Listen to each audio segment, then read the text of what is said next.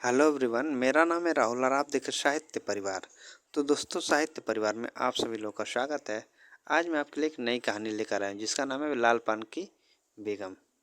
क्या नाम है? लाल पान की बेगम। ये हमारे सिलेबस में लगी हुई है, तो इसलिए इसको पढ़ना जरूरी है। देखिए, कोई भी कहानी पढ़ने से पहले उसकी कहानीकारक को मतलब कि कहानीकारक के बारे में जानते हैं और उसका कब प्रकाशन वर्ष हुआ था उसको पहले याद करते हैं। तो लाल पान की बेगम 1957। इसके लेखक कौन है? वो है फणीश्वरनाथ रेणु है। फणीश्वरनाथ रेणु, लालपन की बेगम का। ठीक ना? तो हम मतलब ये जो कहानी हमारे सिलेबस में लगी है तो इसीलिए इसको पढ़ना जरूरी हो जाता है। और कहानी को पढ़ने से पहले हम लोग पहले कहानीकारक के बारे में पढ़ेंगे, उसके बाद हम लोग कहानी पे चलेंगे। तो चलिए कहानीकारक के बारे में पढ़ते हैं। देखिए, ये जो कहानी हम पूरा लाइन बाय लाइन अब आप लोग को पूरा पढ़ाएंगे, तो आप लोग प्लीज़ बने रहिएगा और लास्ट तक देखिएगा। इनका जन्म हुआ था 1921 में और इनकी मृत्यु हुई थी 1977 में। देखो, जन्म 4 मार्च 1921 ईस्वी में इनका जन्म हुआ था अररिया, बिहार में। और इनकी मृत्यु की अगर बात करें तो 11 अप्रैल 1977 में 56 वर्ष की आयु में इनकी मृत्यु हुई थी। इनका पेशा उपन्यासकारक था और संस्मरणकार थे ये। उल्लेखनीय कार्य इनका महिला अंचल था जो 1954 में प्रकाशित हुआ था। इनके पिता थे शीलानाथ मंडल। इनके जो पिता का नाम था वो था शीलानाथ मंडल। इनकी आरंभिक शिक्षा की अगर बात करें तो पहले अररिया फिर फारबिसगंज में हुई। मैट्रिकुलेशन परीक्षा उत्तीर्ण करने के बाद उन्हें आगे की शिक्षा के लिए बनारस भेजा गया, लेकिन वहाँ अधिक समय टिक नहीं सके और बिहार लौट आए। उन्होंने भागलपुर के एक कॉलेज में दाखिला लिया। इनके उपन्यास को देख लेते हैं। इनका महत्वपूर्ण उपन्यास में आता है महिला अंचल 1954, आंचलिक उपन्यास है परिति परी कथा 1957, जुलूस है दीर्घ तपा 1964, कितने चौराहे 1966, कलंक मुक्ति 1972, पलटू बाबू रोड 1979। कथा संग्रह में देख ले ठुमरी 1959, एक आदमी रात्रि की महक 1967, अग्निखोर 1973, एक श्रावणी दोपहर की धूप 1984 और अच्छे आदमी 1986। इनकी प्रसिद्ध कहानियाँ देख लें। मारे गए गुलफाम, जो तीसरी कसम के नाम से भी जानी जाती है। तीसरी कसम के नाम से ये फिल्म आई थी 1958। मारे गए गुलफाम प्रकाशन वर्ष 1958। एक आदमी रात्रि की महक 1967, लाल पान की बेगम 1957, पंचलाइट, संबंधिया 1962, ठुमरी 1958, अग्निखोर 1973 और अच्छे आदमी 1986 इनकी प्रसिद्ध कहानियाँ हैं। अब हम लोग लाल पान की बेगम कुछ महत्वपूर्ण तथ्यों को देख लेते हैं। लाल पान की बेगम 1957 में भावात्मक शैली में लिखी गई। कौन सी? भावात्मक शैली में लिखी गई। यह एक क्या है? आंचलिक कहानी है। आंचलिक कहानी है। ठुमरी संग्रह में संकलित लाल पान की बेगम कौन सी कहानी संग्रह में? ठुमरी संग्रह में संकलित है लाल पान की बेगम, जो 1956 की कहानी है। 56 कहानी, लेकिन 57 में प्रकाशित हुई थी। यह इलाहाबाद से प्रकाशित कहानी पत्रिका की कौन सी कहानी पत्रिका की जनवरी 1957 के अंक में प्रकाशित हुई थी। पुंज प्रकाश ने किसने? पुंज प्रकाश ने इस कहानी का नाट्य रूपांतरण भी किया, जिसे शारदा सिंह के निर्देशन में पटना के कालिदास रंग में मंचित किया गया। लाल पान की बेगम नारी केंद्रित कहानी है। क्या है? लाल पान की बेगम नारी केंद्रित कहानी है। नारी केंद्रित कहानी है। यह कहानी नारी सशक्तिकरण को केंद्र में रखकर लिखा गया है। गांव में महिलाओं के बीच होने वाले माहौल का जीवंत वर्णन कहानी में किया गया है। पति पत्नी के बीच रिश्तों की खट्टी मीठी नोक झोंक और मनाना रूठना आदि का वर्णन है। कहानी में ग्रामीण जीवन में होने वाले मेलों और नाच को दिखाया गया है। जो वहाँ पे मेले होते हैं और नाच होता है उसको दिखाया गया है। रेणु जी ने इस कहानी में नारी के स्वाभिमान और आत्मसम्मान को जग जाहिर किया है। हम लोग आ गए कहानी पे, जिसका नाम है लाल पान की बेगम। कहानी को शुरू करते हैं। क्यों बिरजू की माँ नाच देखने नहीं जाएगी क्या? बिरजू की माँ शकरकंद उबाल कर बैठी मन ही मन कूड़ रहे थे। अपने आंगन में 7 साल का लड़का बिरजू शकरकंद के बदले तमाचे खाकर आंगन में लोट पोट कर सारे देह में मिट्टी मल रहा था। देह मतलब शरीर। चंपिया की सिर भी चुड़ैल मंडरा रही है। आंधे आंगन धूप रहती जो गई है सहुआइन की दुकान छोवा गुड़ लाने, सो अभी तक नहीं लौटी। दिया बाती की बेला हो गई, आए आज लौट कर जरा। बागड़ बकरे की तरह में कुकुरमाछी लगी थी, इसलिए बेचारा बागड़ रह रहकर कूद फांद कर रहा था। बिरजू की माँ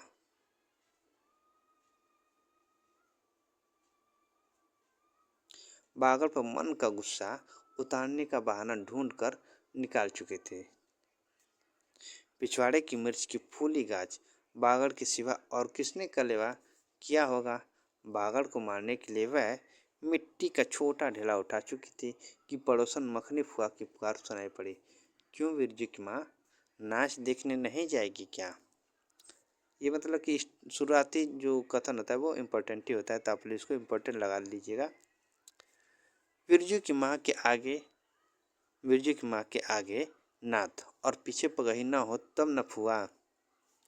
वो बोलते कि बिरजू की माँ के आगे न नाथ हो और पीछे पगा हो तब न बुआ। गरम गुस्से में बूझी नुकीली बात फुआ की देह में धस गई और बिरजू की माँ ने हाथ के ढेले के पास ही फेंक दिया। बेचारे बागड़ की कुकुरमाची परेशान कर रहे थे।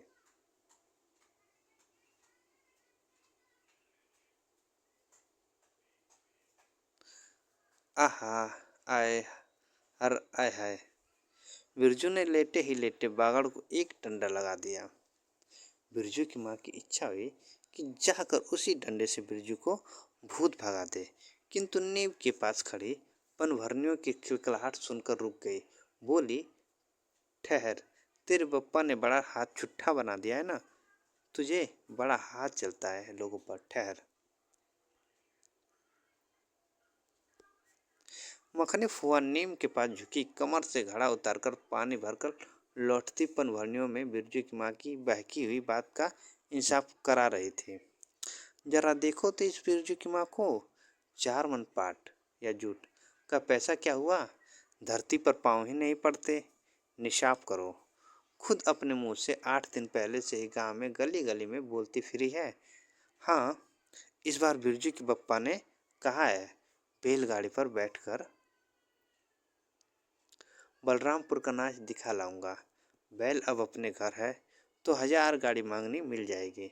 सो मैंने अभी टोक दिया। नाच देखने वाली सब तो ऑन पन कर तैयार हो रही हैं, रसोई पानी कर रहे हैं। मेरे मुंह से आग लगे मेरे मुंह में आग लगे। क्यों मैं टोकने गई? सुनती हो क्या जवाब दिया बिरजू की माँ ने? फुआ ने अपने पोपले मुंह के होठों को एक और मोड़कर ऐठते ही बोली निकाले, अरे हाँ, बिरजू की मैं या के आगे नाथ और पीछे पगही ना हो तब ना, मतलब मुंह बनाते हुए इसने बोला। जंगी की पतोह जंगी की पतोह बिरजू की माँ से नहीं डरती। वह जरा गला खोल कर ही कहती है, फुआ, सर्वे सेटलमिटी सर्वे सेटलमेंट के हाकिम के बासा पर फुलचाव किनारी वाली साड़ी पहन के तू भी भट्टा के भेंटी चढ़ाती तो तुम्हारे नाम से भी 2-3 बीघा धनहर जमीन का पर्चा कट जाता। फिर तुम्हारे घर भी आज 10 मन सोना बंग पाट होता, जोड़ा बैल खरीदता, फिर आगे नाथ और पीछे सैकड़ों पगहिया झूलती।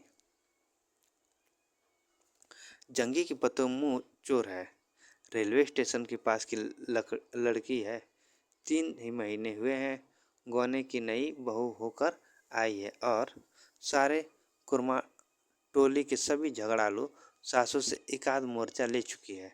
उसका ससुर जंगी दागी चोर है, सी क्लासी है, उसका खसम रंगी कुरमा टोली का नामी लठैत, इसलिए हमेशा सिंह खुजाती फिरती जंगी की पतोह।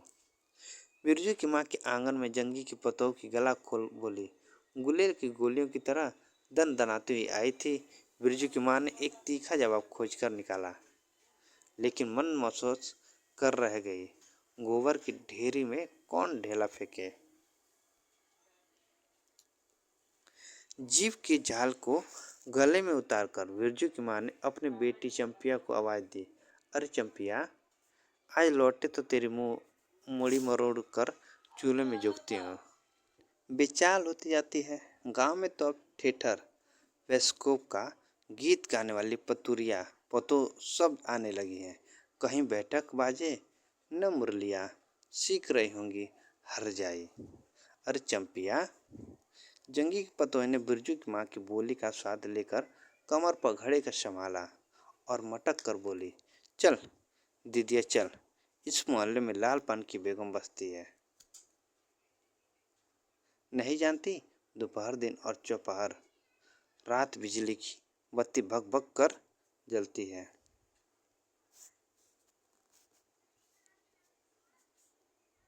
भग भग बिजली बत्ती की बात सुनकर ना जाने क्यों सभी खिलखिलाकर हंस पड़े। फुआ की टूटी हुई दांत पंक्तियों के बीच एक मीठी गाली निकली, शैतान की नानी। बिरजू की माँ की आंखों पर मानो किसी ने तेज टॉर्च की रोशनी डालकर चौंधिया दिया। भगभग बिजली बत्ती 3 साल पहले सर्वे कैंप के बाद गांव की जलन डाही औरतों ने एक कहानी गढ़ के फैलाई थी। चंपिया की माँ के आंगन में रात भर बिजली बत्ती भुकभुकाती थी। चंपिया की माँ के आंगन में नाक वाले जूते की छाप घोड़े की टाप की तरह चलो चलो जलो जलो और जलो। चंपिया की माँ के आंगन में चांदी जैसी पाट सूखते देखकर जलने वाली सब औरतें खलिहान पर सोनौली धान के बोझों को देखकर बैंगन की भुरता हो जाएंगी।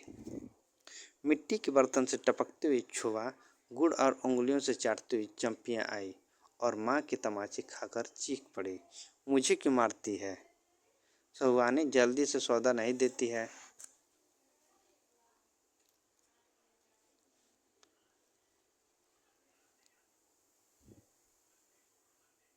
सहुआनी जल्दी सौदा नहीं देती देती कि नानी। एक सहुआनी की दुकान पर मोती झड़ते हैं जो जड़ गाड़ कर बैठी हुई थी। बोल बोल, गले पल्लात देकर कल्ला तोड़ दूंगी हर जाई, जो फिर कभी बाजे न मुरलिया गाते सुना। चाल सीखने जाती है ट्यूशन की छोकरियों से। बिरजू की माँ ने चुप होकर अपनी आवाज़ अंदाजी की। उसकी बात जंगी की झोपड़ी तक साफ साफ पहुंच गई होगी। बिरजू बीती हुई बातों को भूल कर उठ खड़ा हुआ था और धूल झाड़ते हुए बर्तन से टपकते गुड़ को ललचाई निगाहों से देखने लगा था। दीदी के साथ वह भी दुकान जाता तो दीदी उसे भी गुड़ चटाती जरूर। वह शकरकंद के लोभ में रहा और मांगने पर माँ ने शकरकंद के बदले, ए मैया, एक उंगली गुड़ दे दे। बिरजू ने तलहती फैलाई, दे ना मैया, एक रत्ती भर। एक रत्ती क्यों? उठा के बर्तन को फेंक आती हूँ, पिछवाड़े में जोक चाटना।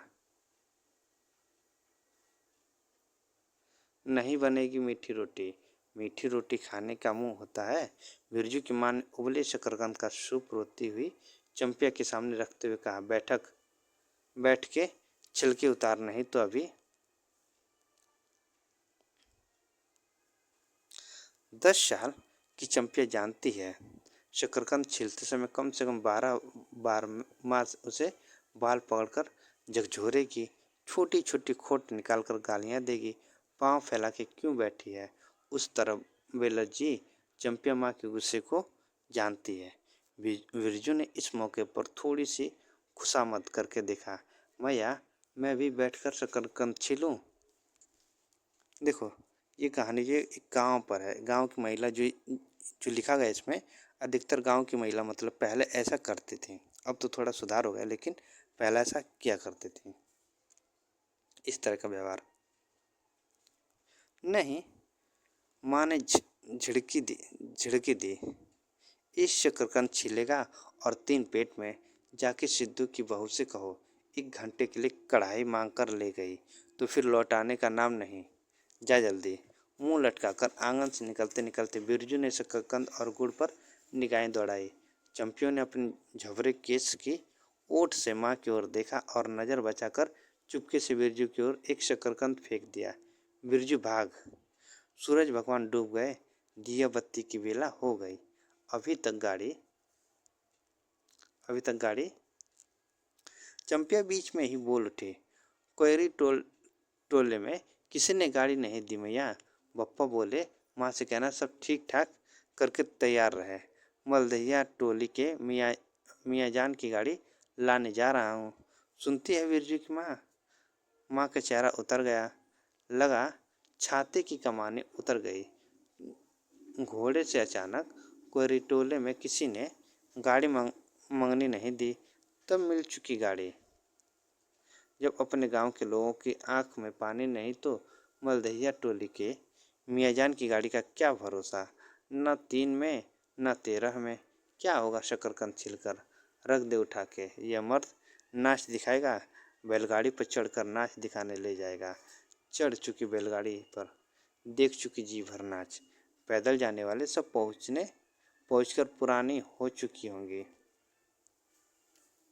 पहले नाच होता था ना गांव में, तो वही नाच की यहाँ पे बात चल रही है। बिरजू छोटी कढ़ाई सिर पर औंधा कर वापस आया। देख दीदिया, मिलिट्री टोपी, इस पर 10 लाठी मारने पर भी कुछ नहीं होता। चंपिया चुपचाप बैठी रही, कुछ बोली नहीं, जरा सी मुस्कुराई भी नहीं। बिरजू ने समझ लिया मैया का गुस्सा भी उतरा नहीं है पूरे तौर से। मड़िया के अंदर से बागड़ को बाहर भगाती बिरजू की माँ बड़बड़ाई, कल ही पंचकौड़ी कसाई के हवाले करती हूँ। राक्षस तुझे, हर चीज में मुंह लगाएगा। चंपिया, बांध दे बागड़ को, खोल दे गले की घंटी। हमेशा टुनर टुनर मुझे जरा नहीं सुहाता। टुनर टुनर सुनते ही बिरजू को सड़क से जाती हुई बैलगाड़ियों की याद हो आई। अभी भगवान टोले की गाड़ियाँ नाच देखने जा रही थी। झुनूर झुनूर बैलों की झुमकी तुमने सुनी, तुमने वैसी बक बक मत करो। बागड़ के गले में झुमकी खोलती बोली चंपिया। चंपिया, डाल दे चूल्हे में पानी। बप्पा आवे तो कहना कि अपने उड़न जहाज पर चढ़कर नाच दिखाए। मुझे नाच देखने का शौक नहीं, मुझे जगाओ मत, कोई मेरा माथा दुख रहा है। मड़ैया के ओसोर पर बिरजू ने फिसा के पूछा, क्यों दीदिया, नाच में उड़न जहाज भी उड़ेगा। चटाई पर कथरी ओढ़कर बैठती हुई चंपिया ने बिरजू को चुपचाप अपने पास बैठने का इशारा किया। मुफ्त में मार खाएगा बेचारा। बिरजू ने बहन की कथरी में हिस्सा बांटते हुए चुक्की मुक्की लगाई। जोड़ के समय इस तरह घुटने पर डुट्ठी रखकर चुक्की मुक्की लगाना सीख चुका है वह। उसने चंपिया के कान के पास मुंह ले जाकर कहा, हम लोग नाच देखने नहीं जाएंगे। गांव में एक पंछी भी नहीं है, सब चले गए। चंपिया को तिल भर भी भरोसा नहीं। साँझा तारा डूब रहा है। बप्पा अभी तक गाड़ी लेकर नहीं लौटे। 1 महीने पहले से ही मैया कहती थी, बलरामपुर के नाच के दिन मीठी रोटी बनेगी। चंपिया छीट की साड़ी पहनेगी, बिरजू पैंट पहनेगा बैलगाड़ी पर चढ़कर। चंपिया की भीगी पलकों पर एक बूंद आंसू आ गया। बिरजू को भी दिल भर आया। उसने मन ही मन में इमली पर रहने वाले जिन बाबा को एक बैगन कबूला, गांच का सबसे पहला बैगन। उसने खुद जिस पौधे को रोपा है, जल्दी से गाड़ी लेकर बप्पा को भेज दो। जिन बाबा। मड़ैया के अंदर बिरजू की माँ चटाई पर पड़ी करवटें ले रही थी। पहले से किसी बात का मनसूबा नहीं बांधना चाहिए। भगवान ने मनसूबा तोड़ दिया। उसको सबसे पहले भगवान से पूछना है, या किस चूक का फल दे रहे हो भोले बाबा। देखो ये यहाँ से पहले से किसी बात का मनसूबा नहीं बांधना चाहिए, यहाँ से और भोले बाबा तक इम्पोर्टेंट पंक्ति है ये। यहाँ से यहाँ तक इम्पोर्टेंट पंक्ति है। अपने जानते उसने किसी देवता पितर की मनौती बाकी नहीं रखी। सर्वे के समय जमीन के लिए जितनी मनौतियाँ की थी, ठीक ही तो महावीर जी का रोट तो बाकी ही है। हाय रे देव, भूल चूक माफ करो। महावीर बाबा मनौती दूनी करके चढ़ाएंगी बिरजू की माँ। बिरजू की माँ का मन में रह रहकर जंगी पतोही की बात चुभती है। भगभग बिजली बत्ती, चोरी चमारी करने वाले की बेटी पुतोह जलेगी नहीं। 5 बीघा जमीन क्या हासिल की है। बिरजू के बप्पा ने गांव की भाई खोखियों की आंखों में किरकिरी पड़ गई है। खेत में पाट लगा देखकर गांव के लोगों की छाती फटने लगी है। धरती फोड़कर पाट लगा है। बैसाखी बादलों की तरह उमड़ते आ रहे हैं। पाट के पौधे तो अलान तो फलान, इतनी आंखों की धार भला फसल सहे। जहाँ 15 मन पाट होना चाहिए, सिर्फ 10 मन पाट काटा और तौल के ओजन हुआ भगत के यहाँ। इसमें जलने की क्या बात है भला। बिरजू के बप्पा ने तो पहले ही कुरमा टोली की एक एक आदमी को समझा के कहा, जिंदगी भर मजदूरी करते रह जाओगे, सर्वे का समय हो रहा है, लाठी कड़ी करो तो दो चार बीघा जमीन हासिल कर सकते हो। सो गांव की किसी खोखी के बतार सर्वे के समय बाबू साहब के खिलाफ खांसा भी नहीं। बिरजू के बप्पा को कम सहना पड़ा है। बाबू साहब गुस्से से सर्कस नाच के बाघ की तरह हुमड़ते रह गए। उनका बड़ा बेटा घर में आग लगाने की धमकी देकर गया। आखिर बाबू साहब ने अपने सबसे छोटे लड़के को भेजा। बिरजू की माँ को मौसी के कर पुकारा। यह जमीन बाबूजी ने मेरे नाम से खरीदी थी। मेरी पढ़ाई लिखाई उसी जमीन की उपज से चलती है। और भी कितनी बातें हैं। खूब मुहाना जानता है उतार जरा सा लड़का। जमींदार का बेटा है कि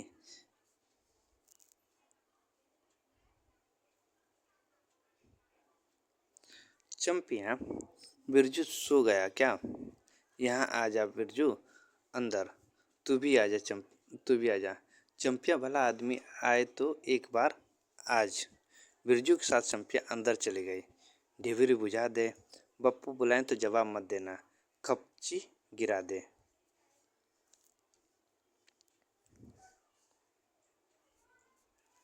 भला आदमी रे, भला आदमी, मुंह देखो जरा इस मर्द का। बिरजू की माँ दिन रात मंझा न देती रहती तो ले चुके थे जमीन। रोज आकर माथा पकड़ के बैठ जाए, मुझे जमीन नहीं लेनी है। बिरजू की माँ मजूरी ही अच्छी जवाब देती थी। बिरजू की माँ खूब सोच समझ के छोड़ दे। जब तुम्हारा कलेजा ही स्थिर नहीं होता तो क्या होगा। जोरू जमीन जोर के नहीं तो किसी और के। बिरजू के बाप बहुत तेजी से गुस्सा चढ़ता ही जाता है। बिरजू की माँ का भाग ही खराब है जो ऐसा गोबर गणेश घर वाले उसे मिले। कौन सा शौक मौज दिया है उसके मर्द ने। कोल्हू की बेल की तरह खट कर सारी उम्र काट दी इसकी। यहाँ कभी 1 पैसे की जलेबी इलाज कर दी है उसके कसम ने। पाट का दाम भगत के यहाँ से ले। देखो ये जो पंक्ति हैं, जोरू जमीन यहाँ से और यहाँ तक, ये भी इम्पोर्टेंट है। ये पूरा और यहाँ से यहाँ तक, ये इम्पोर्टेंट पंक्तियाँ, इसको भी आप लोग ध्यान दीजिएगा।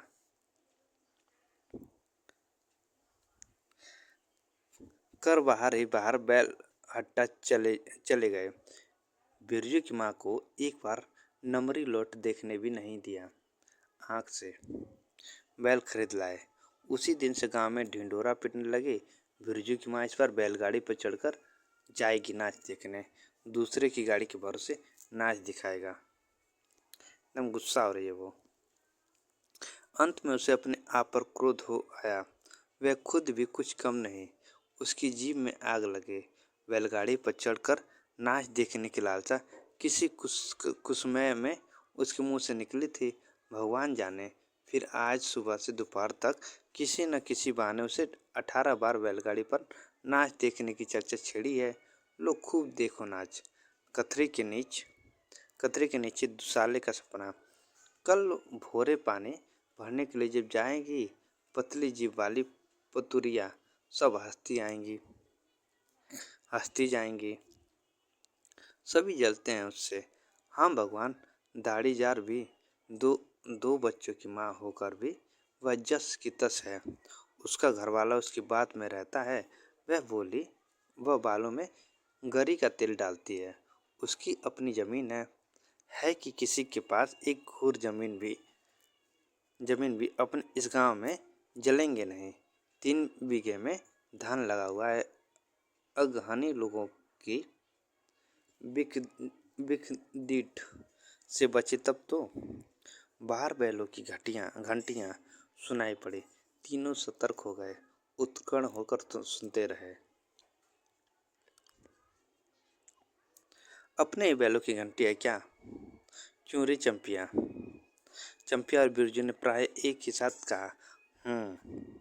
चुप, बिरजू की माँ ने फिसा कर कहा। शायद गाड़ी भी है, गड़गड़ाती है ना। दोनों ने फिर हुंकारी भरी। चुप, गाड़ी नहीं है। तू चुपके से टट्टी में छेद करके देख तो। आ चंपी, भाग के आ चुपके से। और यहाँ पे टाटी होता है, मतलब कि पतलों का बना रहता है। पतलों मतलब काश होता है, उसका जो टाटी बना रहता है उसको हम टाटी कहते हैं। उसे मतलब बोले कि टाटी की छेद करके देख तो। आ चंपी, भाग के आ। उसे में से देखने को बोले। चंपिया बिल्ली की तरह हौले हौले पाँव से टट्टी के छेद से झांक आई। हाँ भैया, गाड़ी भी है। बिरजू हड़बड़ाकर उठ बैठा। उसकी माँ ने उसका हाथ पकड़कर सुला दिया। बोले मत। यह भी गुदड़ी के नीचे घुस गई। बाहर बैलगाड़ी खोलने की आवाज़ हुई। बिरजू के बाप ने बैलों को जोर से डांटा। हाँ, आ गए घर आने के लिए छाती फटी जाती थी। बिरजू की माँ ताड़ गई। जरूर मलदिहिया टोले में गांजे की चिल्लम चढ़ रही थी। आवाज़ तो बड़ी खनखनाती हुई निकल रही है। चंपिया, हाँ, बाहर से पुकार कर कहा उसके बाप ने। चंपिया, बैलों की घास दे दे। चंपिया मतलब बुलाता है कि चंपिया, बैलों घास दे दे। अंदर से कोई जवाब नहीं आया। चंपिया के बाप ने आंगन में आकर देखा तो रोशनी न चिराग, न चूल्हे में आग। बात क्या है? नाच देखने उतावली होकर पैदल ही चली गई क्या? बिरजू के गले में खसखसाहट हुई और उसने रोकने की पूरी कोशिश भी की, लेकिन खांसी जब शुरू हुई तो पूरे 5 मिनट तक वह खांसता रहा। बिरजू, बेटा बिरजमोहन। बिरजू के बाप ने पुचकार कर बुलाया। मैया गुस्से के मारे सो गई क्या? अरे अभी तो लोग जा ही रहे हैं। बिरजू की माँ के मन में आया कि कस कर जवाब दे। नहीं देखना है नाच, लौटा दो गाड़ी। चंपिया, उठती क्यों नहीं? ले धान की 25 रख दे। धान की बालियों का छोटा झब्बा झोपड़े के ओसरे पर रख कर उसने कह दिया। कहा, दिया बालो मतलब दिया को जलाओ। बिरजू की माँ उठकर ओसारे पर आई। गाड़ी लाने की क्या जरूरत थी? नाच तो अब खत्म हो रहा होगा। मतलब कि ढिवरी की रोशनी में धान की बालियों का रंग देखते ही बिरजू की माँ के मन का सब मैल दूर हो गया। धानी रंग उसकी आंखों से उतरकर रोम रोम में घुल गया। देखो, ये भी इम्पोर्टेंट लाइन है। ये क्या इम्पोर्टेंट लाइन है, आप लोग ध्यान दीजिएगा इसको। नाच अभी शुरू भी नहीं हुआ होगा। अभी अभी बलरामपुर के बाबू की कंपनी गाड़ी मोहनपुर होटली बंगला से हाकिम साहब को लाने गई है। इस साल आखिरी नाच है। 25 टट्टी में खोस दे। अपने खेत का है।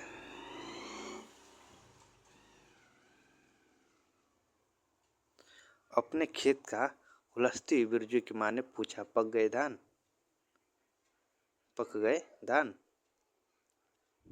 नहीं नहीं, 10 दिन में अगहन चढ़ते चढ़ते लाल होकर झुक जाएंगे। सारे खेत की बालियां। मलदैया टोली पर जा रहा था। अपने खेत में धान देखकर आंखें जुड़ा गई। सच कहता हूँ, पचीस तोड़ते समय उंगलियां कांप रही थी मेरी। बिरजू ने धान की एक बाले से एक धान लेकर मुंह में डाल लिया और उसकी माँ ने एक हल्की डांट दी। कैसा लुक्कड़ है तू रे, इन दुश्मनों के मारे कोई नम धर्म बचे। क्या हुआ, डांटती क्यों हो? नवान की पहले ही नया दान जूठा दिया, देखते नहीं? अरे इन लोगों का सब कुछ माफ है, चिरई चुरमुन है। यह लोग दोनों को मुंह में नवान के पहले नया अन्न न पड़े। इसके बाद चंपिया ने भी धान की बाली से दो धान लेकर दांतों तले दबाया। ओ मैया, इतना मीठा चावल!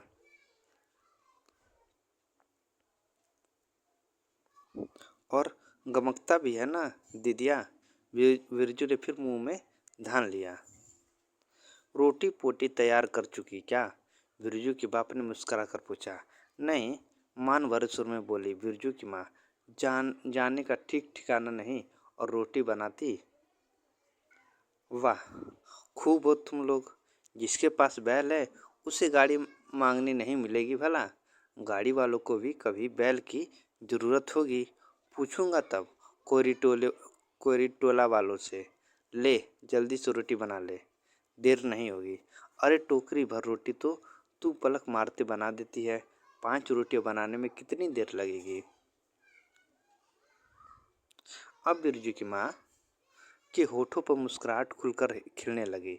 उसने नजर बचाकर देखा, बिरजू के बप्पा उसकी वो एकटक निहार रहा है। चंपिया और बिरजू न होते तो मन की बात हंसकर खोलने में देर न लगती। चंपिया और बिरजू ने एक दूसरे को देखा और खुशी से उनके चेहरे जगमगा उठे। मैया बेकार गुस्सा हो रही थी ना। चंपी जरा घेलसार में घड़ी खड़ी होकर मखनी फुआ को आवाज दे तो। ए फुआ, सुनती हो फुआ, मैया बुला रही है। फुआ ने कोई जवाब नहीं दिया, किंतु इसकी बड़बड़ाहट स्पष्ट सुनाई पड़ी। हाँ,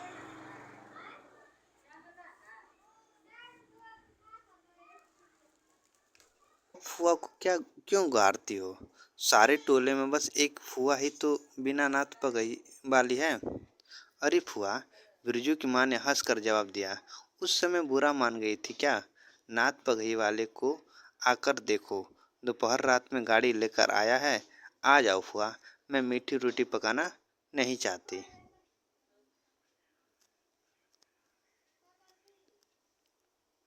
फुआ काखती खांसती आई। इसी के घड़ी पहर दिन रहते ही पूछ रही थी कि नाच देखने जाएगी क्या? कहती तो मैं पहले से ही अपनी अंगीठी यहाँ सुलगा जाती। बिरजू की माँ ने फुआ को अंगीठी दिखला दी और कहा, घर में अनाज दाना वगैरह तो कुछ है ही नहीं। एक बागड़ है और कुछ बर्तन बासन।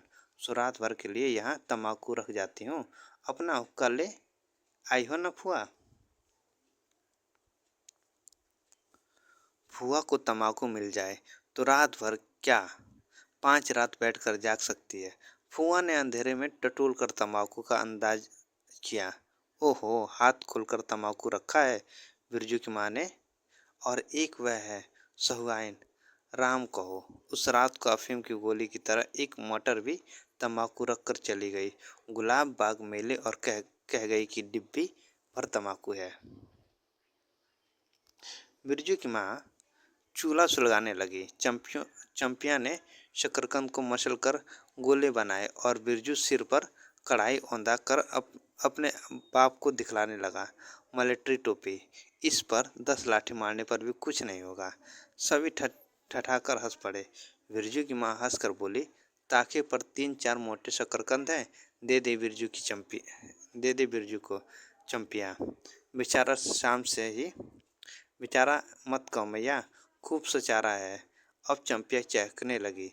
तुम क्या जानो कथरी के नीचे मुंह क्यों चल रहा था बाबू साहब का। हे। बिरजू के टूटे दूध के दांतों की फांक से बोली निकली, बिलेक मार्टिन में 5 शकरकंद खा लिया। सभी फिर ठठाकर हंस पड़े। बिरजू की माँ ने फुआ का मन रखने के लिए पूछा, एक कनवा गुड़ है, आधा दो फुआ। फुआ ने गदगद होकर कहा, अरे शकरकंद तो खुद मीठा होता है, उतना क्यों डालेगी।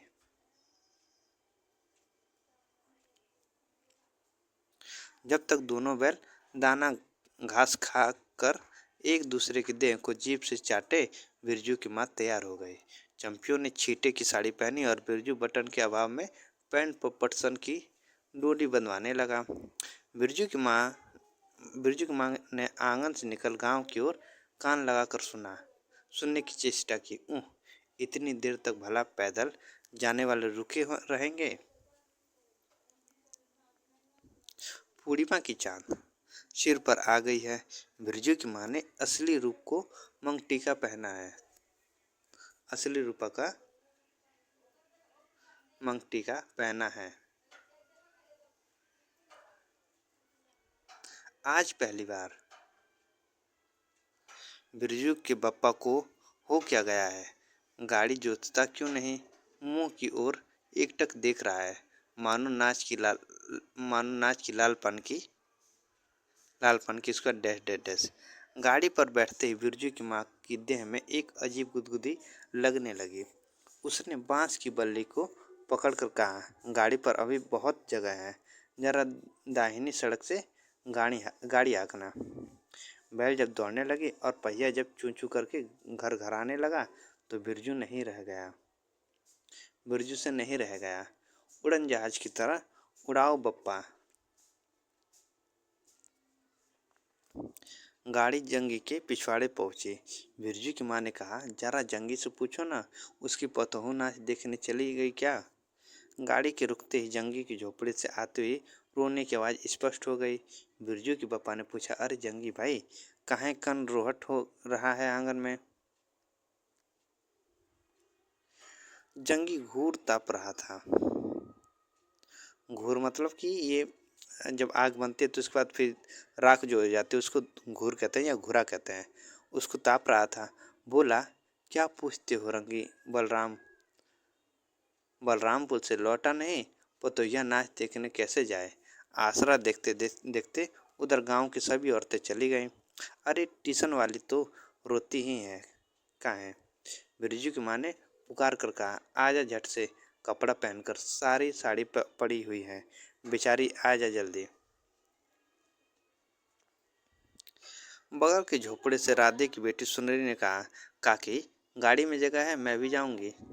बांस की झाड़ी के उस पार लरेना खवास का घर है, उसकी बहू भी नहीं गई है। गिलट की झुमकी कड़ा पहनकर झमकती आ रही है। आजा, बाकी रह गई हैं, सब आ जाएं जल्दी।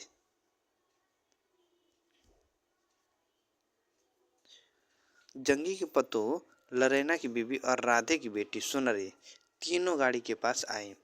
बैल ने पिछला पैर फेंका। बिरजू के बाप ने एक भद्दी गाली दी, शाला लताड़ मारकर लंगड़ी बनाएगा पतोहू को। सभी ठठाकर हंस पड़े। बिरजू के बाप ने घूंघट में झुकी दोनों पतोहुओं को देखा। उसे अपने खेत की झुकी हुई बालियों की याद आ गई। जंगी की पतोहू का गौना तीन ही माह पहले हुआ है। गौने की रंगीन साड़ी के कड़वे तिल और लठवा सिंदूर की गंध आ रही है। बिरजू की माँ को अपने गौने की याद आई। उसने कपड़े की गठरी से 3 मीठी रोटियां निकाल कर कहा, खा ले एक एक करके, सिमरा के सरकारी कूप में पानी पी लेना। गाड़ी गांव से बाहर होकर धान के खेतों के बगल से जाने लगी। चांदनी कार्तिक की खेतों से धान के झड़ते फूलों की गंध आती है। बांस की झाड़ी में कहीं दुग्धी की लता फूली है। जंगी की पतों ने एक बीड़ी सुलगाकर बिरजू की माँ की ओर बढ़ाई। बिरजू की माँ को अचानक याद आई, चंपिया, सुनरी, लरेना की बीवी और जंगी की पतों, ये चारों ही गांव में बेस्कोप की गीत गाना जानते हैं खूब। गाड़ी के लीक धन खेतों के बीच होकर गई। चारों ओर गौने की साड़ी की खसखटाहट जैसे आवाज़ होती है। बिरजू की माँ के माथे की मंग टीके पर चांदनी छिटकती है। अच्छा, अब एक बाइस्कोप की गीत गा तो चंपिया, डरती है काहे, जहाँ भूल जाओगी बगल में मास्टरनी बैठी ही है।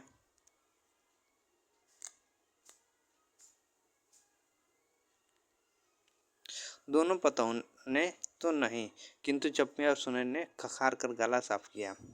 बिरजू के बाप ने बैलों को ललकारा, चल भैया और जरा जोर से गा रे चंपिया, नहीं तो मैं बैलों को धीरे धीरे चलने को कहूँगा। जंगी के पतों ने चंपिया के कान के पास घूंघट ले जाकर कुछ कहा और चंपिया ने धीमे से शुरू किया, चंदा की चांदनी।